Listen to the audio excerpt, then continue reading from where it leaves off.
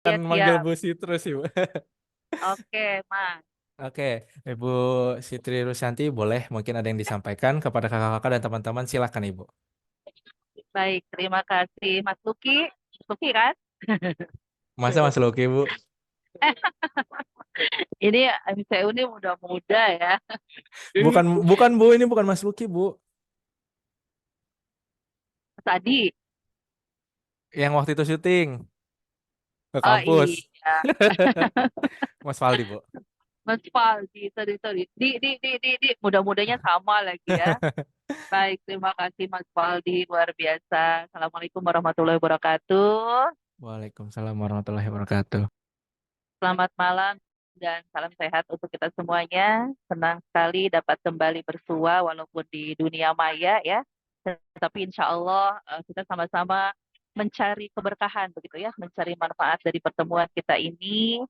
Harapannya tadi seperti yang disampaikan oleh Mas Faldi bahwa eh, ibu-ibu senior saya, kemudian rekan-rekan sekalian, kita sama-sama refresh di sini terkait dengan soal-soal ya persiapan untuk uji kompetensi. Jadi memang harapannya pada saat ujian nanti satu kali lulus gitu ya. Oleh karena itu, mari kita manfaatkan waktu sebaik-baiknya untuk saling sharing, refresh tentang soal-soal hukum kali ini. Semangat selalu, walaupun sudah malam, semangat kita, semangat pagi selalu, luar biasa ya. Terima kasih Mas Waldi. Oke, siap. Terima kasih Bu Citrus atas apa yang tadi sudah disampaikan. Sebelumnya, tadi saya lupa perkenalan pada kakak-kakak teman-teman yang belum kenal saya Valdi. Saya perwakilan dari tim MCU. Insya Allah saya yang akan mendampingi sebagai moderator pada malam hari ini. Dan nanti kita akan membahas beberapa soal yang akan disampaikan dari Bu Citrus. Kalau begitu bisa kita langsung mulai aja, Ibu. Silahkan. Baik Mas, izin share screen dulu ya.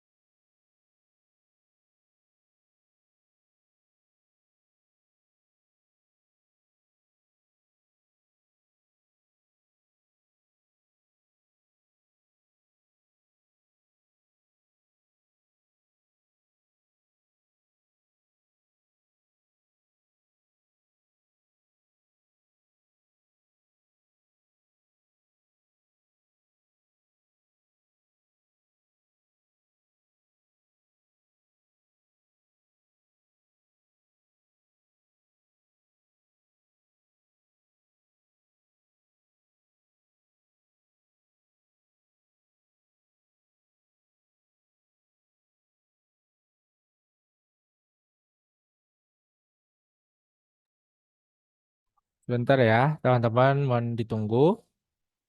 Lagi disiapin sama Bu Citrus untuk PowerPoint-nya.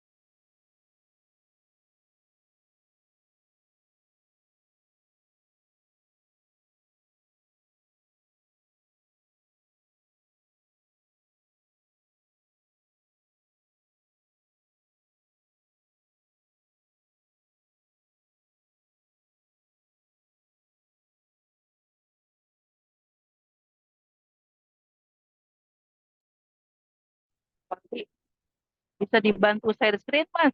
Oh, Oh, boleh saya Bu. nggak bisa ya. Saya Bo- kirim bo- ya ke iya, boleh Bu. Dikirim ke WhatsApp Mas Luki boleh, WhatsApp Mas saya Luki juga ya. boleh. Siap. Iya, Ibu.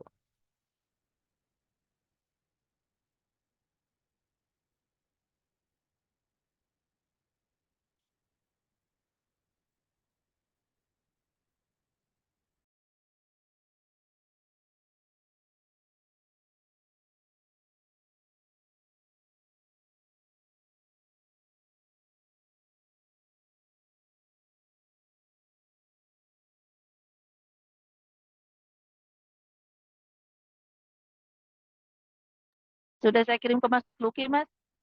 Oke, Bu. Sebentar ya, Bu.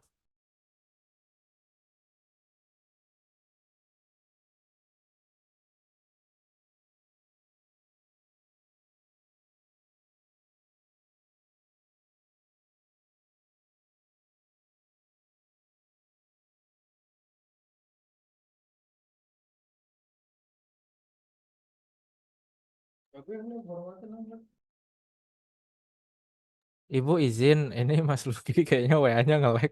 Jadi kirim ke WA saya aja, Bu ya. Sebentar saya chat Ibu biar gampang. Mohon maaf ya kakak-kakak teman-teman, karena memang ini baru dikirim. Eh,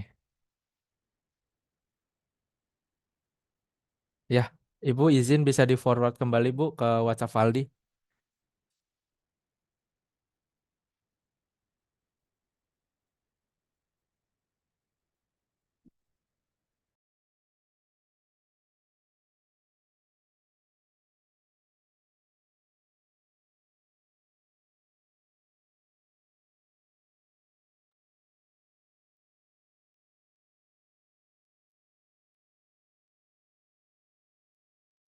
Udah, Mas?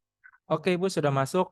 Mungkin Ya. sambil sebelum dimulai, eh boleh Bu yang ada yang ingin disampaikan kembali terkait tips dan trik ataupun memang persiapan sebelum kita menjawab suatu soal gitu Bu. Biar nanti pada saat teman-teman yang ngerjain, ya sebenarnya sih saya yakin kakak-kakak sama teman-temannya udah lebih memahami ya, udah paham gitu, udah tahu. Cuman kan maksudnya jangan pernah bosan dengan apa yang sering disampaikan, tips trik atau yang lain-lain. Maksudnya biar nanti sering dengar gitu. Jadi biar biar enak juga gitu. Silakan, Ibu. Iya, betul sekali Mas Faldi dan ibu-ibu, rekan-rekan semuanya tentu dengan berlatih soal ini memang terus mengasah kita untuk terbiasa begitu ya, untuk menjawab soal-soal dan memang waktunya itu sangat terbatas pada saat kita mengerjakan soal-soal uji kompetensi. Yang ingin saya ingatkan kembali bahwa begitu kita dihadapkan dengan satu soal, maka rekan-rekan semua nanti yang pertama kali dibaca adalah soalnya terlebih dahulu gitu ya. Atau sering kita sebut lead in. Lead in itu maksudnya soalnya. Jadi jangan kasusnya dulu. Setelah kita membaca soalnya apa, baru nanti kita beranjak kepada vignette atau kasusnya. Nah, di dalam kasus itu kita sebenarnya juga bisa saja baca cepat. Yang penting kita terbiasa dengan menangkap kata kunci. Makanya kenapa kita harus sering berlatih soal itu karena itu supaya kita terbiasa menangkap kata kunci. Setelah kita mendapatkan kata kunci baru kita beranjak ke optionnya gitu ya. Jadi urut-urutannya dari tengah dulu ke atas baru ke bawah ya rekan-rekan semuanya. Dan itu memang harus terbiasa gitu. Harus terbiasa supaya nanti manajemen waktunya itu pas gitu ya. Itu sih yang ingin disampaikan, diingatkan lagi. Insya Allah dengan demikian manajemen waktu itu akan makin baik. Amin. Siap, terima Oke, kasih Bu Sitrus. Tadi sudah disampaikan baik. ya kakak-kakak teman-teman nih buat yang D3 atau yang kakak-kakak profesi jangan pernah lupa. Silahkan kita langsung aja ya masuk ke soal yang pertama. Udah siap atau belum? Coba, Valdi pengen tahu. Udah ya? Ayo. Kalau belum siap berarti berarti belum bisa dimulai nih. Kak Ayo. Rosita nih udah siap katanya. Kak Irma sudah siap. Alhamdulillah sudah makan malam semua ya. Kak Oke. Amrina, Kak Fatma, wah semuanya udah pada siap Mas. Oke, siap Bu Sitrus dan juga kakak-kakak Iya. teman-teman. Saya izin tutup kolom chatnya. Silakan, saya kasih waktu selama satu soal untuk 1 menit agar nanti bisa terbiasa.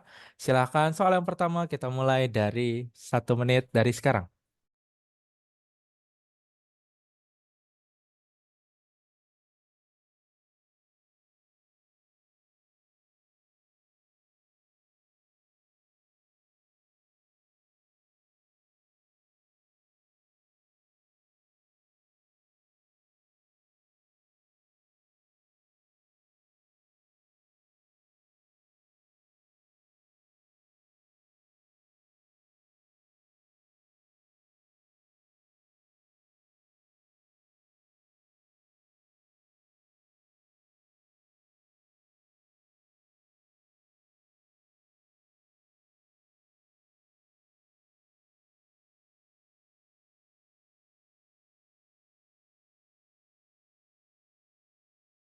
5, 4, 3, 2, 1. Ayo silakan kakak-kakak dan teman-teman. Pokoknya Valdi mau semuanya jawab ya. Baik itu dari kakak-kakak profesi D3, S1, semuanya. Atau mungkin ada D4 juga.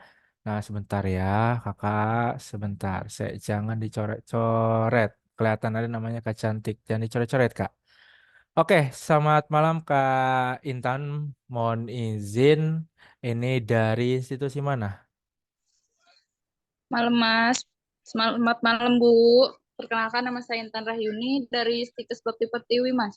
Oke, Depok. Silakan dengan opsi yang dipilih apa dan kenapa. Saya di sini memilih opsi B, Braxton Hicks, karena dari kasus keluhannya itu sering mules sejak seminggu yang lalu. Dan itu tidak terlalu kuat dan hilang timbul. Itu merupakan suatu tanda bahwa termasuk masalah yang paling mungkin Braxton Hicks seperti itu. Mohon maaf ya Bu kalau salah. Terima kasih. It's Ya, okay, Ibu. siap. Terima kasih Kak Intan dengan apa yang tadi sudah disampaikan. Ingat ya teman-teman, perempuan nggak pernah salah ya. Jadi jangan takut salah. Kalau perempuan salah itu namanya hilaf. Udah, tar dulu ya. Oke, di sini udah sama semua jawabannya B ya, Ibu. Nah, tapi saya lihatnya ada yang memilih jawaban A nih. Tadi ada 3 orang sih yang saya lihat, tapi nggak tahu nih apakah yang justru yang benar malah jawaban yang A atau malah yang mendominasi yaitu jawaban yang B. Kalau begitu saya izin kembalikan terlebih dahulu kepada Bu Sitrus. Kira-kira apa Bu untuk jawaban yang tepat? Silakan Ibu. Baik, terima kasih Kakak tadi sudah menjawab ya, jauh dari Depok ya. Ternyata Mas Faldi ada juga yang menjawab option A dan E, Mas Faldi. Gitu ya. Jadi tadi yang disampaikan bahwa di sini kita harus pandai menangkap kata kunci, betul ya. Jadi pertanyaan dulu ya. Pertanyaan atau lead ini adalah apa masalah? Nah, jadi di lead in juga kita harus berangkap apa masalah gitu ya. Masalah yang paling mungkin gitu kan. Ini pertanyaannya mirip dengan apakah diagnosis yang paling mungkin. Nah, ingat, di dalam interpretasi data itu kan ada diagnosis, ada masalah. Kali ini yang ditanya adalah apakah masalah yang paling mungkin gitu ya.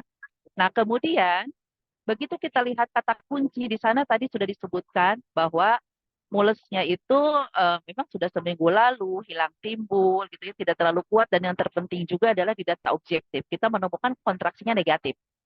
Nah, di data objektif di baris terakhir ya itu betul ya. Nah, ini sudah kita tangkap kata kuncinya dan masalah apa gitu yang ditanyakan ya. Next slide, Mas.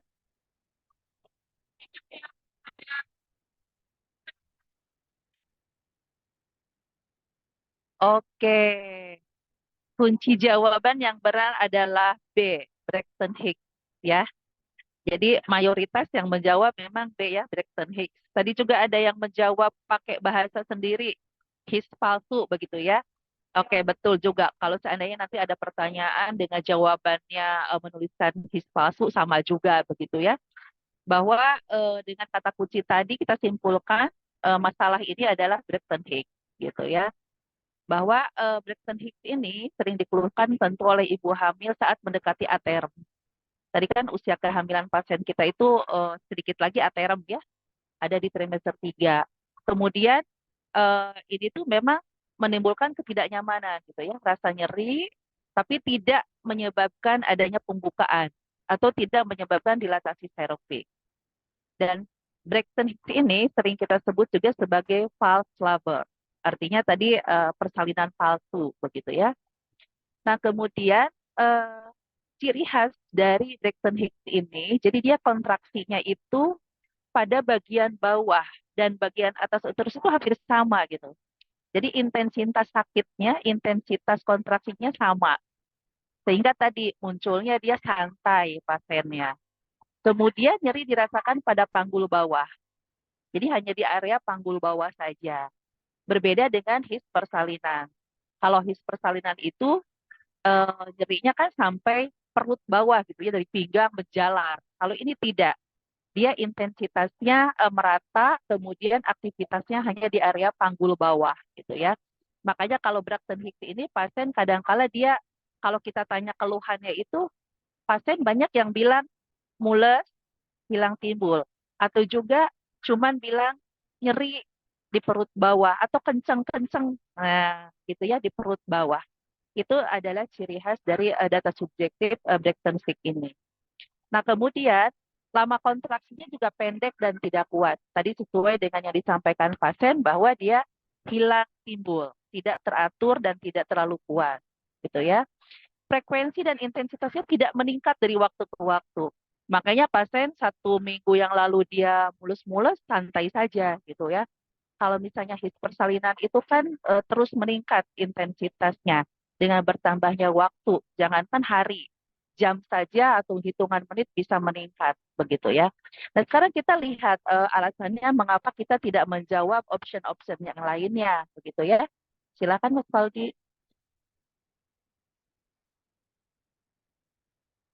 Oke, tadi teman-teman, kakak-kakak sekalian ada yang menjawab fisiologis ya. Nah, ini hati-hati, jangan sampai terkecoh, gitu ya. Braxton Hicks ini memang fisiologis betul. Secara patofisiologi dia termasuknya adalah fisiologis. Tetapi ingat, pada saat pertama kali kita membaca lead in atau pertanyaan atau soal tadi, yang ditanya adalah masalah yang terjadi. Ya, ingat pada saat kita mempelajari tentang perubahan fisiologis pada ibu hamil trimester 3, Braxton Hicks ini masuk ke dalam kelompok masalah walaupun fisiologis. Artinya, kalau ditemukan permasalahan, maka harus diatasi, gitu ya. Hal ini adalah masalah ketidaknyamanan fisiologis, sehingga nanti harus diberikan asuhan. Jadi ingat kata kuncinya, gitu ya, baik di soal maupun di vignette atau kasus. Kemudian kita juga tidak menjawab his persalinan di option C, karena memang penilaian his persalinan itu harus dengan memastikan selama 1 jam terjadi berdekatan dan berlangsung lebih lama. Tadi intensitasnya terus meningkat gitu ya. Kalau misalnya dia dalam 1 hari cuma 2 kali, 3 kali, artinya itu adalah Braxton Hicks. Kemudian pembukaan serviks. Pembukaan serviks juga ini tidak ada yang menjawab ya. Tadi tidak ada yang menjawab yang ini karena memang tidak menyebabkan pembukaan serviks. Tetapi option E tadi ada yang menjawab Mas Faldi, kalau nggak salah 1 atau 2 orang gitu ya. Kelahiran prematur. Tentu di dalam kasus tadi tidak ada data yang mengarah kepada tanda-tanda kelahiran prematur, gitu ya. Mungkin yang menjawab E, saya kembali ingatkan, saya kembali luruskan. Saya khawatirnya dia terkecoh pada saat membaca soal, Mas Faldi. Tadi kan di soal itu, apakah masalah yang mungkin terjadi, ya. Jadi mungkin ya, saya berasumsi nih yang menjawab E ini, saya khawatirnya dia beranggapan bahwa yang dimaksud adalah diagnosis potensial. Tapi bukan, ya bukan, berbeda. Masalah yang paling mungkin, bukan diagnosis potensial, gitu. Kemudian tidak juga kita kalaupun ditanya diagnosis potensial, tidak juga mengarah ke kelahiran prematur. Karena apa? Walaupun dia usia kehamilan 35 minggu, kemudian kita lihat kontraksinya itu kan hilang timbul. Jadi ini bukan kontraksi persalinan. Jadi itu ya, kenapa kita tidak menjawab option E. Jadi saya ingin meluruskan, saya harapannya semua sekarang seragam gitu Mas Faldi. Walaupun yang menjawab option salah itu hanya sebagian kecil, namun harapannya tadi 100% kita lulus ya, full stacker gitu ya. Oke, mudah-mudahan dapat dipahami kakak-kakak semuanya. Amin ya, siap. Terima kasih banyak dari Bu Sitrus tadi yang sudah membantu untuk menyampaikan. Dan alhamdulillah untuk pembukaan nomor pertama ya, semua serempak nih memilih opsi jawaban yang B. Mungkin juga karena ada alasan tadi yang memilih jawaban A ataupun E. Ya, ada beberapa persepsi yang masih salah untuk pemahamannya ya. Nah, kadang gitu ya Bu ya, dari pertanyaan aja juga suka terkecoh gitu. Nah, kalau Betul, Mas. Mm-mm. Karena kalau salah baca dikit ya udah pasti nanti beda jawabannya. Oke, semoga dipahami ya teman-teman dan kakak-kakak untuk opsi jawaban yang pertama tadi. Kalau begitu, saya izin untuk lanjut ke nomor yang kedua. Untuk nanti kalau ada kesempatan dan waktu, mungkin yang ada mau bertanya, boleh ya nanti ditanyakan. Tapi kita selesaikan dulu untuk yang soal-soal ini. Silahkan teman-teman, ini untuk nomor yang kedua. Kita mulai 1 menit dari sekarang.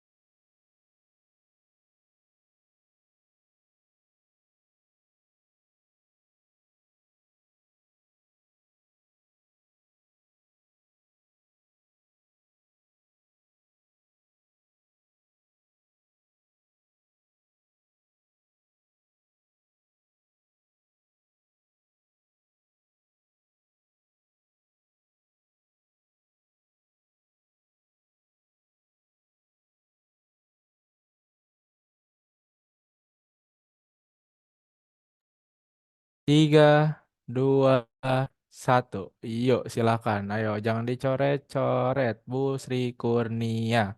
Saya sebutin ya, teman-teman yang nyoret-nyoret. Ayo, jangan dicoret-coret. Nah, untuk nomor soal yang kedua, di sini saya lihat tadi masih banyak yang memilih opsi jawaban B. Tadi dibuka sama Kak Ulfaniati. Sambil menunggu teman-teman yang jawab, ini ada Puskesmas Gemolong. Dari mana nih? Bu Sukris Endah. Ini saya izin manggilnya kayaknya ini aja ya, kakak-kakak aja gitu. Oke, selamat malam Kak Sukris Endah. Dari institusi mana nih? Bisa dinyalakan mikrofonnya silakan. Kalau nggak bisa saya lempar ke Kak Yusfa. Oh, bisa. Ya, selamat malam.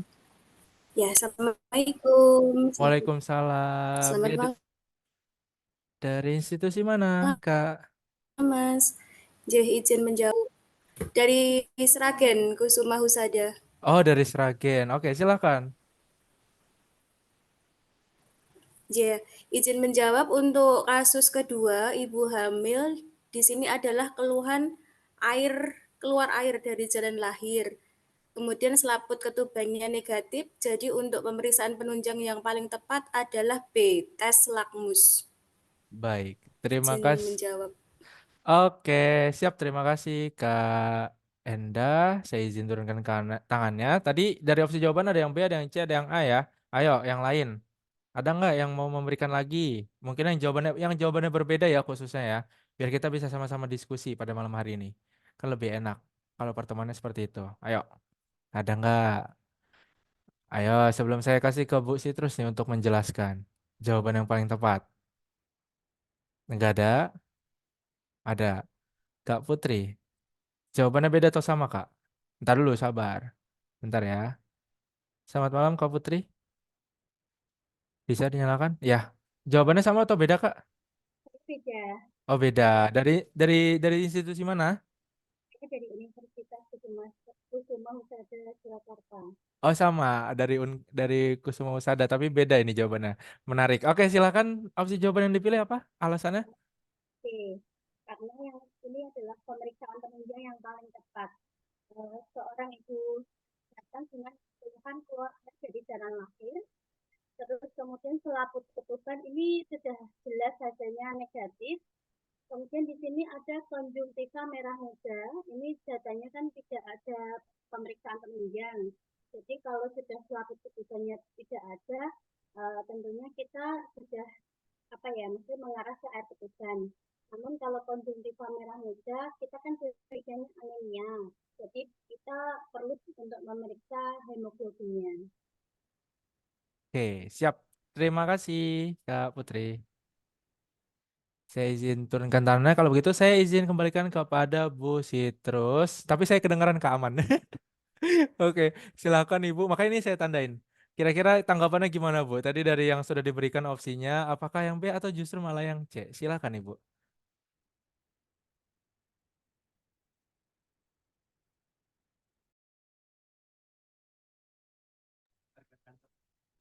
Sorry, belum Ah, nyalain mic.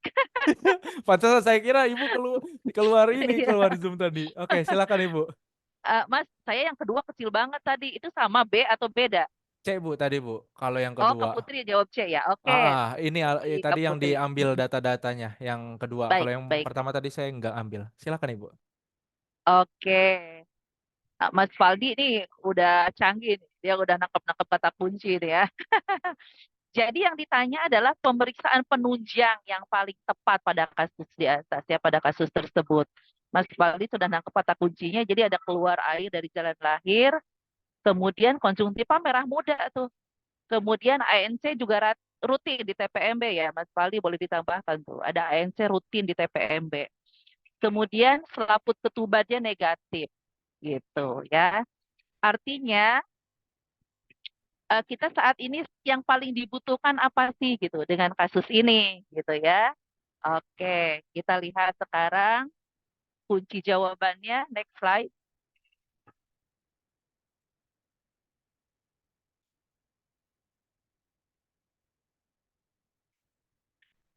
Ya, oke. Mayoritas memang menjawab B ya, tes lakmus. Jadi penjelasannya tadi yang sudah disampaikan oleh Ibu Endah ya, Bu Endah tadi yang pertama ya, bahwa memang pada saat kita menemukan kasus seperti ini, saat periksa dalam kita memang menemukan bahwa selaput ketubannya itu negatif, gitu ya. Tetapi kita harus pastikan lagi penegakan diagnosisnya, gitu. Jadi penegakan diagnosis ketuban pecah dini ini harus kita lengkapi, gitu ya.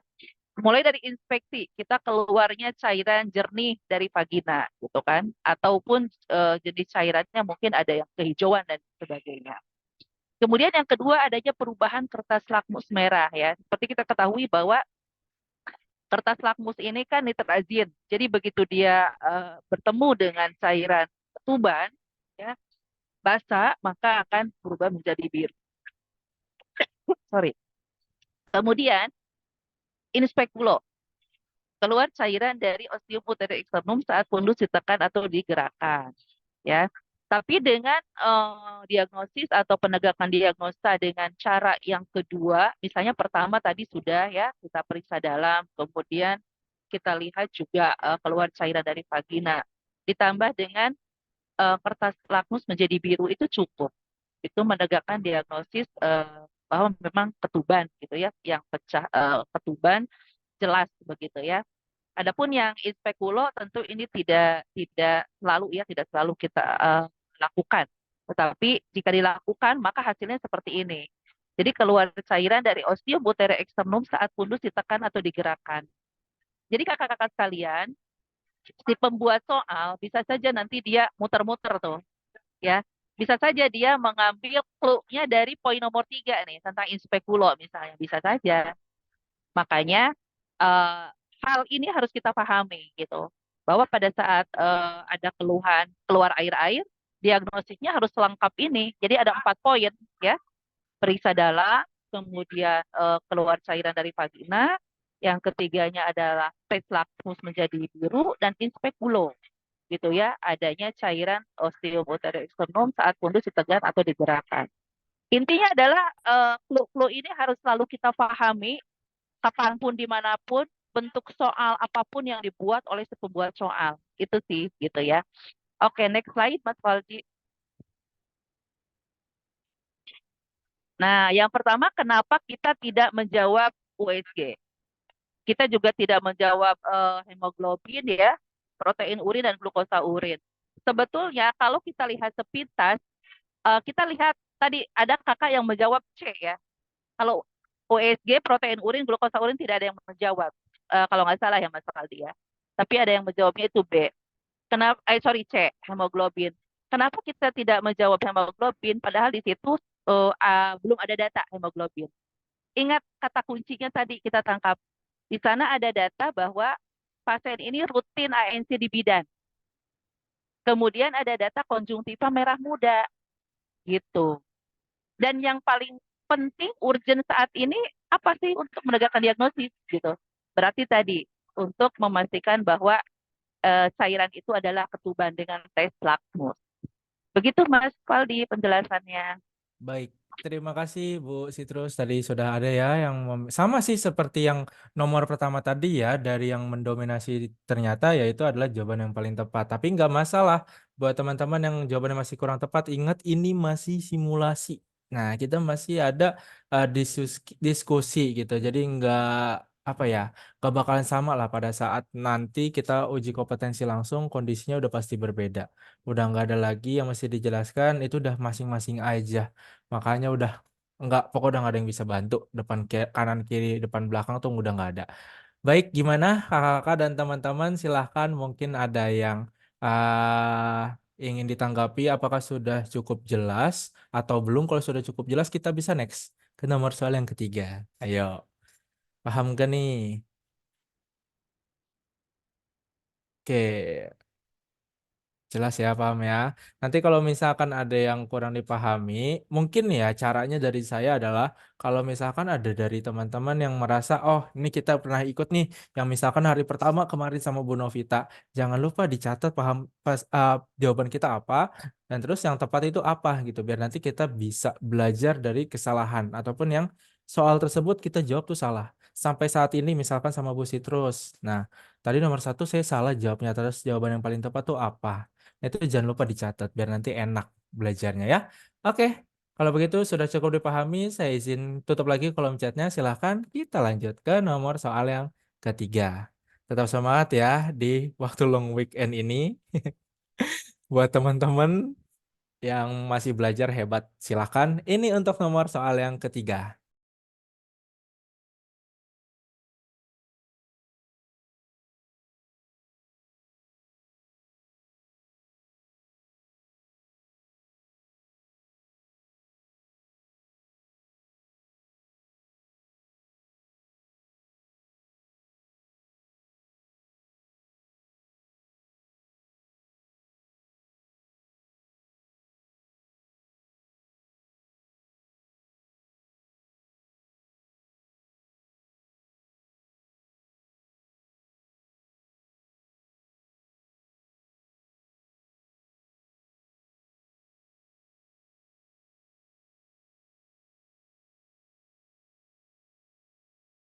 Lima, 4, 3, 2, 1. Iya, 1 menit udah berjalan. Ayo. Uh, Langsung ada dari kakak atau ibu Pak Inah yang raise hand. Tapi saya lihat di kolom chat ini untuk jawaban yang pertama kali dibuka itu C. Sip, masih seragam walaupun ada yang E. Silahkan, mohon izin selamat malam Kak Pak Inah. Dari institusi mana? Boleh dinyalakan mikrofonnya? Ya, selamat malam. Saya Iya. Faida dari Universitas Medika Suherman, Bekasi. Oh, dari Cikarang ya? Iya, Pak. Oke, siap Bu Paina. Gimana Ibu? Jawabannya apa yang dipilih dan alasannya kenapa?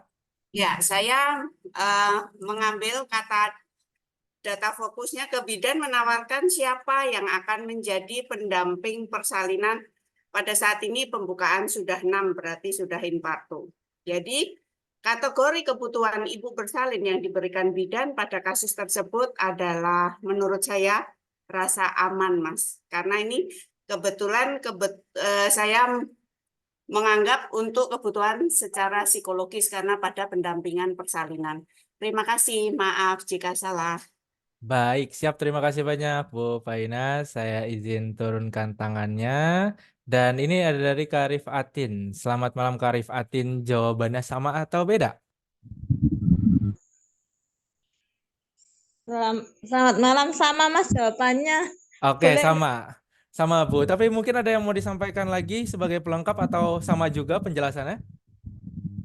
Ya, terima kasih. Baik, pertanyaannya adalah apa kategori kebutuhan ibu bersalin yang diberikan bidan pada kasus tersebut? Baik, menurut Abraham Maslow bahwa kebutuhan dasar itu memang ada berbagai macam. Karena ini bidan menawarkan siapa yang akan menjadi pendamping persalinan ya. Karena ibu ini merasakan butuh rasa aman dan nyaman. Jadi jawaban saya adalah rasa aman. Kenapa? Karena keluarga itu bisa mensupport bahwasanya ibu infarto ini kalau dia aman, persalinan juga akan aman. Terima kasih. Oke, siap. Terima kasih kepada Bu Rifatun dan juga tadi dari Medika Suherman ya, Bu siapa? Aduh, banyak banget namanya, saya bingung ya Allah. Oke, kalau begitu saya langsung sampaikan aja deh. Saya kembalikan dulu kepada Bu Sitrus. Kira-kira tanggapannya gimana Ibu? Apakah benar dengan opsi jawaban yang C? Silakan Ibu. Baik, ibu-ibu luar biasa tadi ya sudah memberikan argumentasinya betul sekali di sini ya. Kata kuncinya sebetulnya hanya satu, bidan menawarkan. Nah, itu aja sih, bidan menawarkan gitu ya. Oke, next slide Mas. Bidan menawarkan pendamping persalinan begitu ya. Ternyata ibu-ibu, kalau kita cermati lagi bahwa kata menawarkan itu adalah bagian dari bagaimana si bidan ini ataupun pasien itu dia mengaktualisasikan dirinya. Artinya tidak ada intervensi dari bidan untuk menghadirkan suami. Tidak ada intervensi dari bidan untuk menghadirkan mertua. Nah, kalau itu kan menghadirkan aja. Bisa jadi kalau misalnya seperti itu, ya udah, itu berarti kan untuk menghadirkan itu asumsinya misalnya ya udah biar aman dihadirkan. Tapi yang terpenting di kata menawarkan. Nah, dengan kata menawarkan berarti pasien itu dia punya aktualisasi diri, dia punya kebebasan untuk memilih. Nah, termasuk yang lain nih di sini, memilih tempat dan penolong. Sama juga kalau nanti misalnya ada kasus lain, bidan menawarkan gitu ya, atau bidan menanyakan kepada ibu siapa yang akan menjadi penolong persalinan, kan gitu ya. Kalau di beberapa tempat yang sudah ada SOP seperti itu, salah satu excellent service-nya adalah menawarkan, mau oleh bidan Siti atau mau oleh bidan Putri gitu ya, seperti itu. Sehingga eh, aktualisasi diri kategorinya dalam hal menawarkan. Next slide, Mas. Nah, kita lihat sekarang kalau untuk rasa aman ya. Tadi mayoritas menjawab rasa aman C.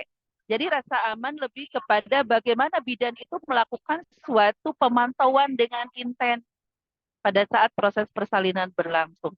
Bagaimana bidan mengintervensi sesuai dengan keperluannya nih. Hati-hati nih ya. Bisa jadi nanti ada contoh kasus misalnya bidan melakukan episiotomi padahal tidak ada indikasi. Nah, apa tuh kebutuhan yang dilanggar? Berarti kebutuhan rasa aman.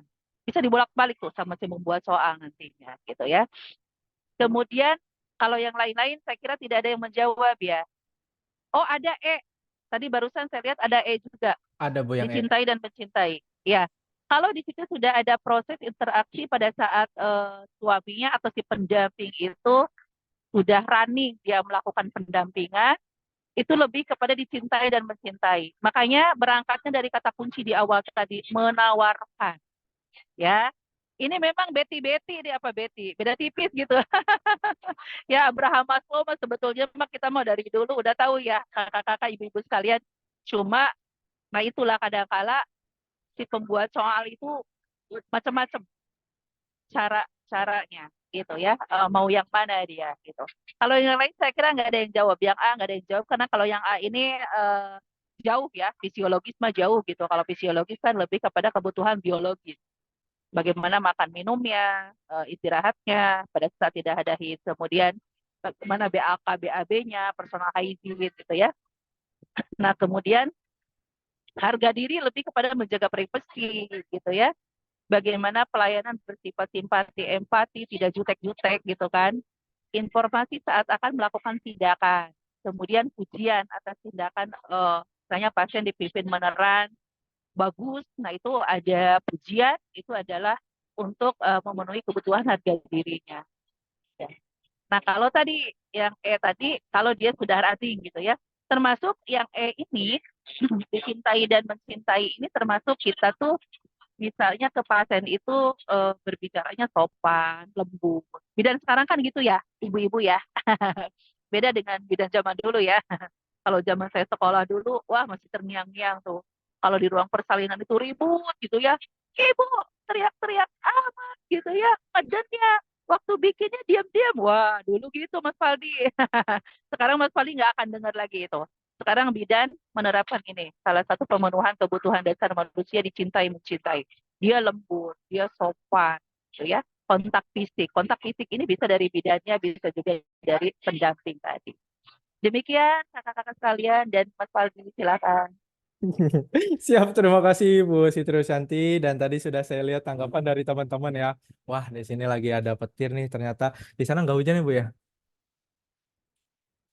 Di sini tuh lagi hujan deras ya. Ternyata di sini lagi ada petir.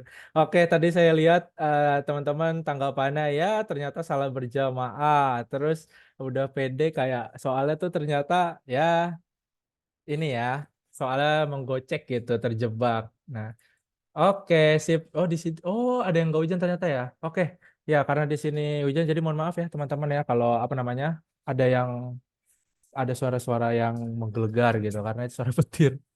Oke, mohon ditunggu teman-teman ya. Ingat, pokoknya percaya diri itu boleh, yakin itu boleh, nggak masalah. Tapi jangan pernah untuk berlebihan. Ibarat kata kayak kita percaya nih, orang yang kita incar, yang kayak, wah kira-kira bisa nih jadi jodoh kita. Kalau misalkan yakin, ya telaah lagi benar-benar sampai mendalam. Karena kadang kalau misalkan kita nggak telah lebih dalam, ya kita bakalan tetap kalah sama masa lalunya. Nah, itu ya. Oke, kalau begitu teman-teman, itu ya. Oh, iya bahas soal ya. Kenapa saya jadi curhat ya Allah? Gak apa-apa, Mas. Jadi kan kita menginternalisasi bagaimana kita harus terus maju gitu kan. Wah, itu betul banget, Bu Citrus. Benar, benar, benar. Iya. Ya, kesimpulannya kayak gitu ya teman-teman ya. Itu yang tadi. Oke, kalau begitu terima kasih banyak Bu Citrus yang tadi sudah dibantu sampaikan dan juga teman-teman. Silakan kita lanjut ya. Saya bercanda, ini biar nggak tegang aja teman-teman ya, biar santuy. Silakan. Yuk, kita lanjut ke nomor soal yang keempat. 1 menit dari sekarang.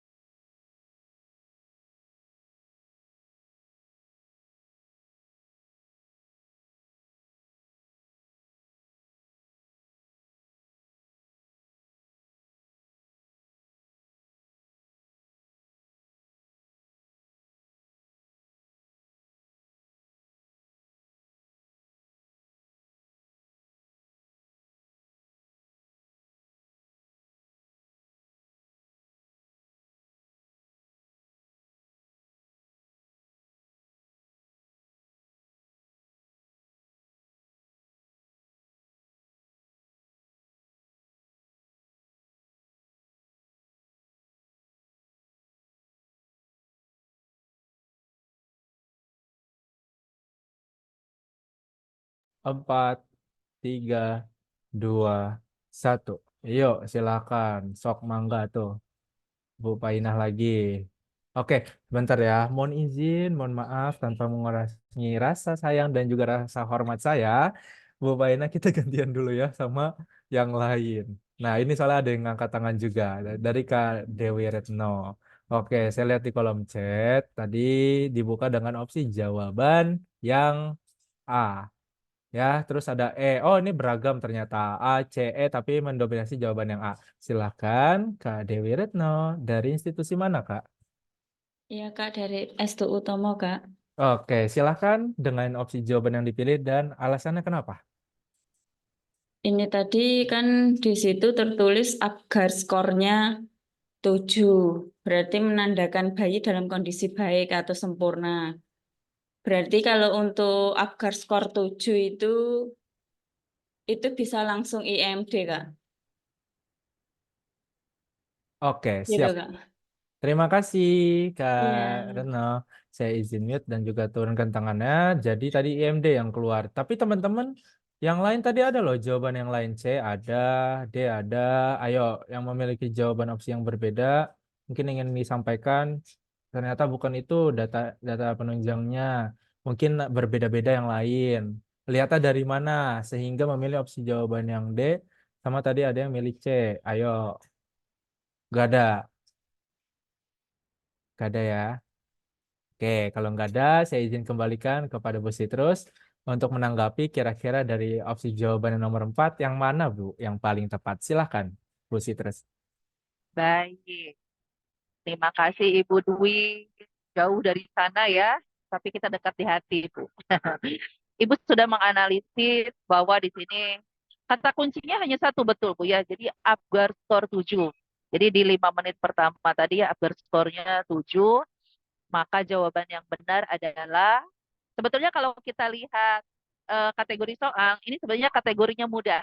Jadi kalau si pembuat soal membuat soal itu kan ada kelasnya gitu ya. Ada mudah, sedang, sulit gitu. Sebetulnya ini mudah, tapi masih ada variasi. Mungkin lupa kategori Apgar score ini.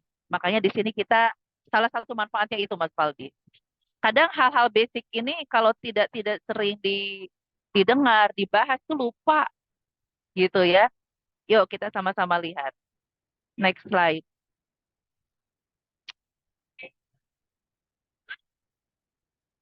Nah, ini ya bahwa kakak sekalian di dalam penilaian Apgar score di 5 menit pertama ini kan seperti kita ketahui bahwa merupakan patokan, merupakan dasar kita dalam melakukan penanganan bayi baru lahir. Begitu kita menemukan Apgarnya 7 sampai 10, ya sudah aman. Seperti yang disampaikan tadi oleh Bunda Dwi Retno ya. Bahwa ini adalah kategorinya figur baby atau kondisi bayinya normal, kondisinya baik. Maka asuhannya adalah penanganan bayi baru lahir normal. Apa saja di antaranya IMD. Nah, gitu ya, mudah aja sebenarnya kalau ini. Yuk, kita lihat Mas, next slide Mas. Kenapa kita tidak menjawab yang tadi kalau nggak salah ada yang menjawab resusitasi ya? Oh nggak, ada yang menjawab stimulasi taktil dan pemberian Pemberian oksigen. oksigen. Kalau betul. Kalau pemberian oksigen ini jauh ya. Jadi kalau pemberian oksigen ini jelas sekali kalau bayi-bayinya itu di bawah 7 Apgar skornya. 0 sampai 3, 4 sampai 6. Nah, ini di sini kan memang ada kategorinya ya. Ada kategorinya 0, 3, 4, 6 ini untuk lebih mengingatkan saja begitu ya. Apalagi rujuk tidak ya. Jadi kalau rujuk kan sudah step terakhir kalau kita menemukan Apgarnya 0 sampai 3 kemudian dilakukan langkah-langkah resusitasi tapi tidak berhasil ya. Nah, kemudian resusitasi juga tidak kita lakukan. Stimulasi taktil. Tadi kalau nggak salah ada yang menjawab stimulasi taktil ya. Saya khawatirnya gini. Saya khawatirnya yang menjawab stimulasi taktil itu dia tahu sebenarnya Apgar 7 ini normal. Tetapi khawatirnya berasumsi bahwa semua bayi itu harus dirangsang taktil. Tidak ya. Tidak semua bayi harus dirangsang taktil.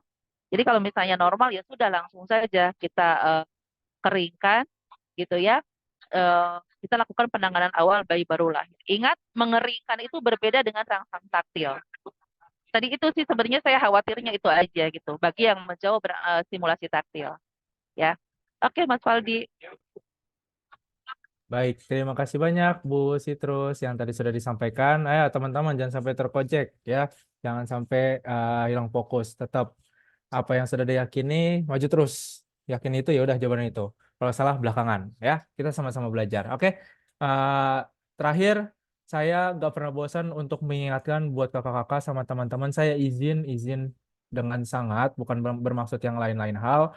Dan ini yang saya maksudkan adalah saya izin ya teman-teman kakak-kakak, saya nggak mau hal ini terjadi kembali. Bos terus saya izin ini sebentar dan coba saya tanya dulu, ini yang layar yang saya share screen udah terlihat atau belum? Teman-teman, sudah terlihat? Terlihat, Mas? Oke, terlihat ya. Nah, ini yang saya maksudkan, jadi saya nggak mau lagi ada dosen-dosen yang nanti tiba-tiba ngabarin ke saya. Satu, ketinggalan, dari 100% yang lulus 97%, 93%. Yang saya mau adalah teman-teman kakak-kakak yang hadir hari ini, kalau sekalinya udah kompeten, ya udah, jangan ngulang-ngulang lagi gitu. Kalau misalkan nanti nggak kompeten, kayak misalkan kayak gini, ya nanti agak-agak gimana ya? Ya itulah yang tadi saya sampaikan di awal. Mungkin ada dari tadi teman-teman juga yang belum dengar informasinya ya. Saya nggak mau nanti ada yang ketinggalan pokoknya. Nah, tiba-tiba tuh biasanya dosen suka ngabarin gitu, pribadi ke saya, ke Mas Luki, ke Mas Randy, yang kemarin udah ikut webinar, atau yang kemarin ikut bimbel. Nah, itu tuh ada yang ketinggalan, saya nggak mau. Ya, saya maunya teman-teman nanti saya dengar informasinya, kalian bisa dapat ya, seperti ini. Ini kayak contohnya ada dari salah satu kampus di tahun 2022 yang mahasiswanya ketinggalan. Dan ternyata di tahun ini, yang kemarin 2023, itu bisa sampai 100%. Jadi kan ada peningkatan. Kalau kayak gini kan nggak apa ya, nggak jadi ngerepotin diri sendiri, orang-orang yang kita sayang, apalagi kampus. Jadi saya nggak mau ya, teman-teman kakak-kakak nanti mendengar ada yang belum lulus. Oke, jadi itu saya cuma sekadar mengingatkan lagi. Bukan maksudnya ingin menakut-nakuti, enggak. Saya enggak mau nakut-nakutin, enggak. Cuman lebih memotivasi aja bahwa memang benar di luar sana tuh ada yang mereka mungkin kurang beruntung atau yang lain-lain sampai mereka tuh merasakan ya tidak kompeten gitu. Apalagi pengalaman saya tuh waktu itu kalau nggak salah di tahun 2021 ada ini real dari profesi, kelas profesi. Saya lupa dari kampus mana, saya nggak bisa nyebutin. Dan mungkin juga dari beberapa teman-teman, mungkin ada yang tahu kali ya. Atau saya pernah nyampein bahwasannya Sebelum masuk masuk exit exam mereka kan bisa kerja dulu ya, habis itu baru ukom. Nah kalau sekarang kan kita diharuskan ukom dulu sampai dinyatakan kompeten, ya baru bisa gitu kayak bekerja atau buka PMB. Apalagi kan sekarang buka PMB harus punya STR profesi. Itu tuh beliau umurnya udah sekitar 60 kalau nggak salah, profesi. Terus ngulang uji kompetensi sampai 12 kali. Coba, capek nggak tuh 12 kali ngulang? Ya. Pokoknya saya nggak mau lagi ada yang dengar kayak gitu. Jadi semua kembali lagi ke diri kita masing-masing, ke kakak-kakak dan juga teman-teman. Valdi di sini tugasnya cuma mendampingi dan juga memberi informasi bahwasannya ya kalau misalkan ada yang bisa diikuti, baik itu kegiatan webinar, bimbel atau apapun itu dari MCU, silakan ikutin. Jangan sampai enggak, jangan sampai ketinggalan referensi, jangan sampai ketinggalan informasi. Dan kebetulan kalau misalkan kakak-kakak ada yang mau ikut, ya, ini cuman 50 orang lagi. Ya, kita ada perpanjangan di bulan Januari, kita ada kelas bimbingan lebih intens. Ya mungkin udah diberikan ya informasinya kemarin sama Mas Randy dari hari Jumat sama hari Sabtu, itu batas terakhirnya sampai hari Minggu. Dan tapi kita perpanjang itu ternyata masih ada untuk 50 orang lagi. Ingat, 50 orang lagi. Silahkan yang merasa ini bermanfaat dan dapat diikuti, bisa diikuti, silahkan ikut. Ya, jangan menunda-nunda lagi. Walaupun kita nggak tahu, Mas, kita UKM-nya nggak tahu kapan. Mas, kita UKM nanti masih bulan Juli atau Agustus. Udah, jangan mikirin kapan UKM, jangan mikirin kapan. Pokoknya kalau misalkan ada lebih awal, ikutin lebih awal. Toh juga kan nanti dapat soalnya. Toh juga nanti ada tryout-nya, udah selesai juga ada pembahasan, ada hasilnya. Jadi tetap bisa dipelajari lagi, bisa untuk mengevaluasi diri kita juga. Jadi itu fungsinya untuk mengukur tingkat kemampuan kita. Sudah sampai sejauh mana kita mengetahui soal-soal UKOM. Karena saya tahu kakak-kakak profesi ataupun D3 yang sekarang udah tingkat akhir, sibuknya seperti apa, praktik sambil kerja saya tahu. Makanya selagi ada kesempatan di awal silahkan. Sebelum nanti lebih sibuk lagi. Ya, gimana kira-kira kakak-kakak dan teman-teman apakah sudah siap untuk kompeten di tahun 2024? Sekali lagi sudah siap atau belum? Saya mau dengar. Siap, Mas. Siap. Siap. Siap, Mas. Siap. Oke. Alhamdulillah, amin, amin ya rabbal alamin. Karena apapun yang kita ucapkan, apapun yang kita keluarkan dari mulut kita ya, dari kita berbicara, yaitu secara tidak langsung menjadikan doa. Itu akan kembali ke diri kita masing-masing.